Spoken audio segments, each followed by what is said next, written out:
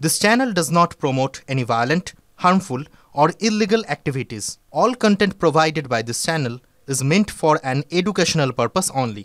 Top quality और consistent performance के लिए सिर्फ सिल्वर पंप नाम याद रखना। বিহারে এসআইআর ইস্যুতে আজও উত্তাল হতে পারে সংসদ ভবনের সামনে বিক্ষোভ আইএনডিআইএ জোটে কংগ্রেস আরজেডির সঙ্গে বিক্ষোভে শামিল তৃণমূল কংগ্রেসও ভিন রাজ্যে বাঙালি হেনস্থা নিয়ে সংসদের দুই কক্ষেই মুলতবি প্রস্তাব তৃণমূল কংগ্রেসের।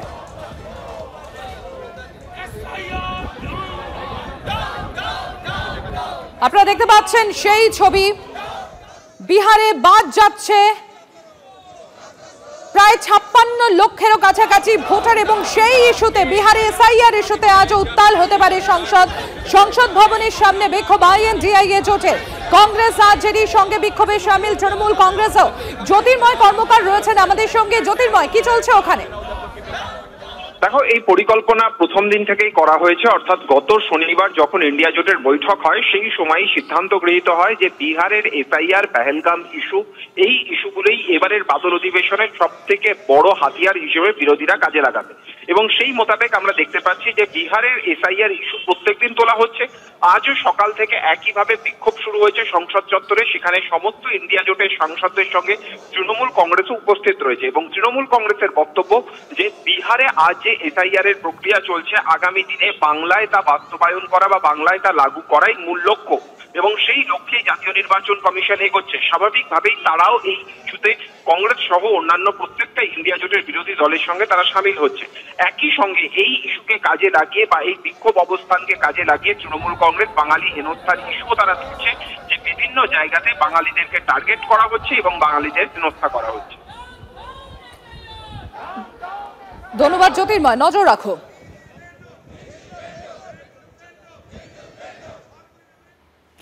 যেরকম আপনাদের জানাচ্ছিলাম যে বিহারে বাদ যাচ্ছে 56 লক্ষেরও বেশি ভোটারের নাম। খোঁজই পাওয়া যায়নি 1 লক্ষ ভোটারের, মৃত্যু হয়েছে 20 লক্ষ ভোটারের। 28 লক্ষ ভোটার পাকাপাকি ভাবে সেই রাজ্য ছেড়েছে। 7 লক্ষ ভোটারের একাধিক জায়গায় নাম রয়েছে। এখনো 15 লক্ষ ফর্ম জমাই পড়েনি, জানানো হলো নির্বাচন কমিশনের তরফে। আর আপনাদের জানিয়ে রাখি, 1 আগস্ট বিহারে প্রকাশিত হবে খসড়া ভোটার তালিকা, আর সেই তালিকা অন্তর্ভুক্ত করা হচ্ছে বৈধ ভোটারদের, এমন দাবি করা হচ্ছে কমিশনের তরফে। অন্যদিকে বিহারের ভোটার তালিকা সংশোধন নিয়ে সুপ্রিম কোর্টে মামলা বিচারাধীন। তার মধ্যে কমিশন কিভাবে সংশোধিত ভোটার তালিকা প্রকাশ করতে পারে উঠছে সেই প্রশ্ন।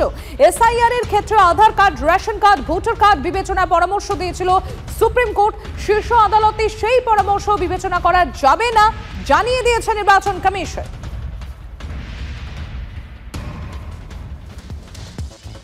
বিধানসভা ভোট থেকে সরে দাঁড়ানোর ভাবনা আরজেডি। বিহারে এসআইআর নিয়ে নির্বাচন কমিশনের ভূমিকার প্রশ্ন। বিজেপিকে জেতাতে একতরফা পদক্ষেপ করছে নির্বাচন কমিশন। কে কত ভোট পাবে আগে থেকেই ঠিক করে দেয়া হচ্ছে, অভিযোগ আরজেডি তেজস্বী যাদবের। শরিকদের সঙ্গে ভোট বয়কট প্রসঙ্গে আলোচনার ভাবনা আরজেডির। তেজস্বী যাদব তিনি বলছেন যে যখন আগে থেকেই সবকিছু ঠিক করা আছে, যখন বেইমানি করাই হচ্ছে, কাকে কতটা সিট দেয়া হবে, কাকে কতটা জেতানো হবে, তো সেক্ষেত্রে আরজেডিকে ভাবতে হবে যে এই নির্বাচনে তারা অংশগ্রহণ করবে কিনা। স্পষ্ট মন্তব্য তেজস্বী যাদবের। বিহারে বাদ যাচ্ছে যেরকম এতগুলো, অর্থাৎ 56 লক্ষ ভোটারের নাম বাদ গিয়েছে সেখানে, এবং সেই নিয়েও রীতিমতো সোচ্চার সমস্ত বিরোধীরা। তেজস্বী যাদবের বক্তব্য আপনাদের সামনে তুলে ধরলাম। বিধানসভা ভোট থেকে সরে দাঁড়ানোর ভাবনা আরজেডির। কি বলা হচ্ছে যে বিহারে এসআইআর নিয়ে যে নির্বাচন কমিশনের যে ভূমিকা, সেই ভূমিকা আরজেডি প্রশ্ন তুলছে যে তাদের মন্তব্য যে বিজেপিকে জেতাতে একতরফা পদক্ষেপ করছে নির্বাচন কমিশন। কে কত ভোট পাবে আগে থেকেই ঠিক করে দেয়া হচ্ছে, অভিযোগ আরজেডি তেজস্বী যাদবের। শরিকদের সঙ্গে ভোট বয়কট প্রসঙ্গে আলোচনার ভাবনা আরজেডির।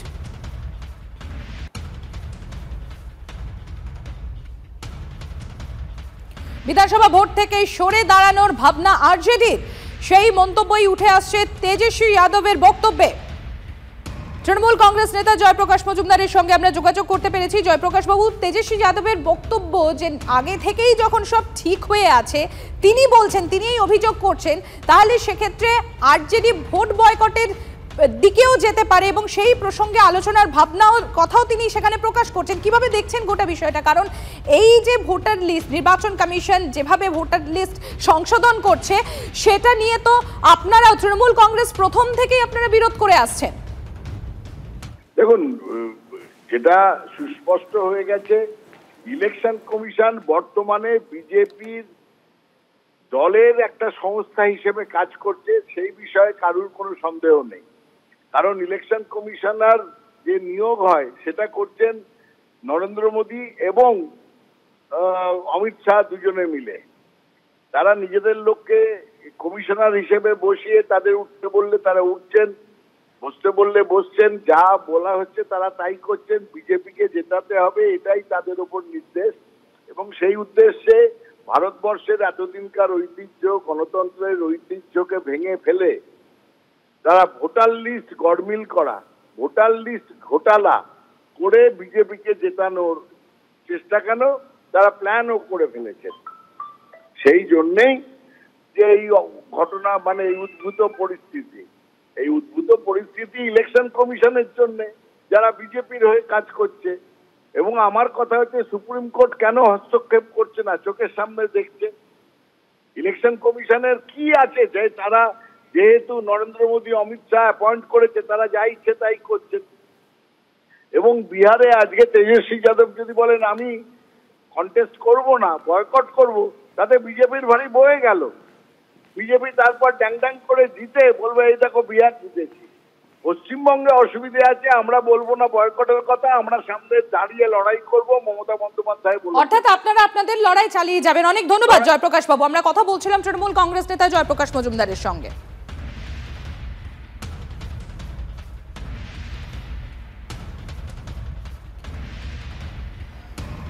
এদিকে বিহারের পর বাংলাতেও হবে এসআইআর, এমনই দাবি বিজেপির। কি কি তথ্য লাগবে এসআইআর এ জেনে নিন। আপনাদের একবার জানিয়ে রাখি ঠিক কি কি লাগবে এসআইআর এর জন্য। কেন্দ্র বা রাজ্য সরকার বা কোনো রাষ্ট্রায়ত্ত সংস্থার দেয়া পরিচয়পত্র, পেনশন পেমেন্ট অর্ডার, 1987 সালের আগে ইস্যু হওয়া পরিচয়পত্র বা সার্টিফিকেট, সরকার, স্থানীয় কর্তৃপক্ষ, ব্যাংক, পোস্ট অফিস কিংবা এলআইসি দেয়া উপযুক্ত কর্তৃপক্ষের দেয়া জন্মের সার্টিফিকেট, ভারতের পাসপোর্ট, স্বীকৃত বোর্ডে দেয়া মাধ্যমিক স্তরের সার্টিফিকেট বা স্বীকৃত বিশ্ববিদ্যালয় থেকে পাওয়া শিক্ষাগত যোগ্যতার নথি, রাজ্যে দেয়া permanent resident certificate, forest rights certificate বা বন অধিকার শংসাপত্র, ওবিসি, এসসি, এসটি বা অন্য কোনো জাতির শংসাপত্র, national register of citizens NRC যেখানে চালু হয়েছে, রাজ্য বা স্থানীয় কর্তৃপক্ষের তৈরি ফ্যামিলি রেজিস্টার, সরকারের দেয়া জমির নথি বা সরকারের দেয়া বাড়ির দলিল, 2003-এর ভোটার তালিকা অংশবিশেষ।